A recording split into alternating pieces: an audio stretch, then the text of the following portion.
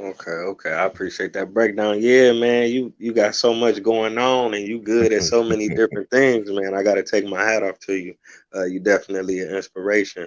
So, okay, my next question is, Mhm. um, what inspired you or influenced you to gravitate towards African history and African culture? And was it something in your family? Was it something you seen in the community? What was it?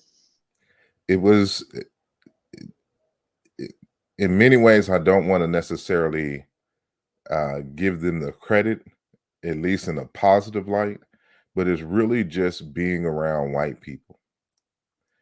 And so when I was young, before I moved from Houston, um, I lived on the west side of Houston, and at this time it was developing, but it was primarily a European area of town.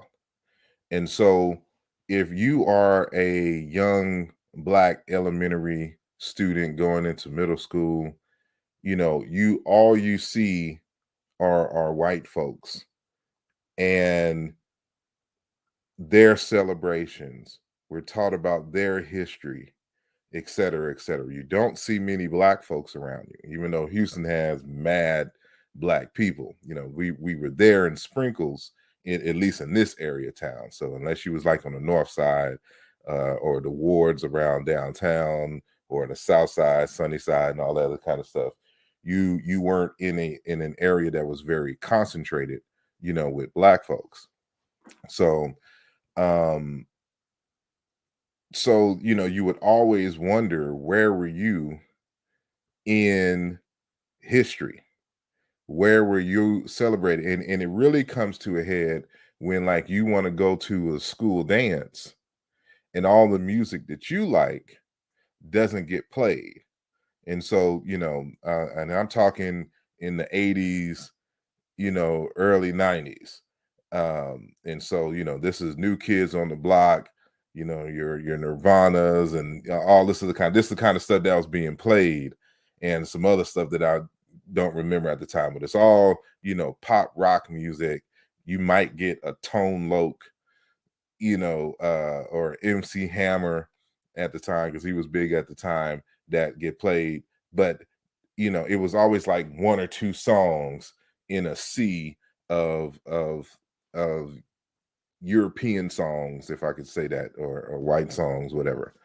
And so you always, and then it was just very racist, in the area. So like I tell people, like in middle school, um, I went to this middle school called Par Revere on the west side of Houston. And, back then we used to have race riots in middle school. We used to have race fights. And so, like I remember going into the bathrooms, and you would see like carved on the mirrors, "Go home, niggers." And like we would, like they would say that stuff, like kids, they would say that stuff to us, like if we like if you can imagine, a school that's 2 or 3 stories high, and you and a group of friends are walking at the bottom, and then you'll see there's an open area where there's classrooms or whatnot, and students can look over and look down. And so sometimes you'll walk over there and it'll be a gang of white boys. "Go home, niggers. Go back to Africa, you Africa booty scratchers," da da da, stuff like that. So it created a I existed in a hostile environment that was essentially anti-black. And so you always wondered where this, where were we, and is what they were saying about black people true?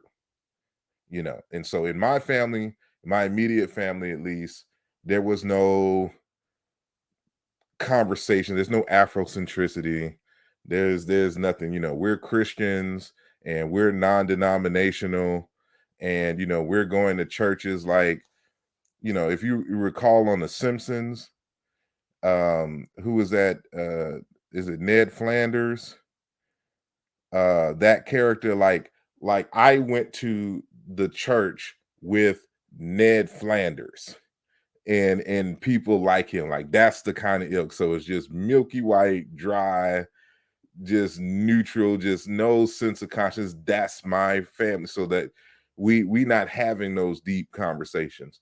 So it's only as a result of, just kind of becoming aware of my surroundings, and then really I always accredit Mrs. Bird, who was my sixth grade geography teacher, who, at the beginning of the semester started us off in Africa, and we'd be like, you come from here, and this is second to the largest continent, and all life came out of here, and da da da da da, and made us draw Africa and da da da. So she made being black and African something good, and this is the first time that I ever heard something like this. Even though she was teaching a multi ethnic class, Mrs. Bird is the one who really put that in us.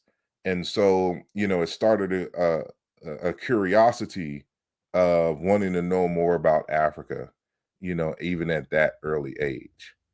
And so it really kind of goes from there. I detoured a little bit in high school once I came across the Hebrew Israelites. That I was anti-African, but then once I got into college, I got my mind right, and it has been on ever since.